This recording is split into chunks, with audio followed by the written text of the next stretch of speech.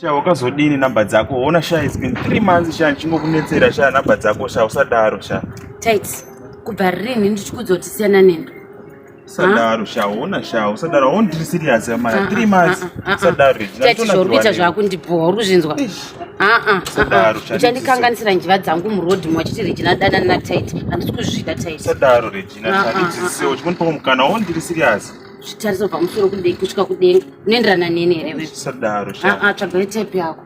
Variko vasikana unoenderana. Usadaro Regina. Usadaro. Tight wakuda namba won't pamukana. Kupe namba dzako. Ndinopengera kupa namba dzangu inini. Regina. Nonsense man. Regina. Hai ba. Regina. Sana nini? Usadaro Regina chama.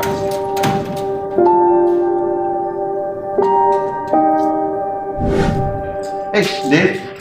Hi. Mse. Right. Ndandakirwa leo Sha. Munzani? Ndonzi nashe. Kundipo namba dzako Sha. Naiwe Tight. Jesu. Uchi. Wautotanga kundichita tisati kudanana kwacho. Uchitanga kundichita izvezvi so hapana kana 10 minutes utotanga kundichita. Sorry Regina, sorry alright. Sorry mwangu, sorry. Chipo namba dzako please. Namba dzangu? Regina kani una watodzinga kana kuchita. Ndakuudza kanto seclass yangu tsvaga class yako. Yako Regina. Regina.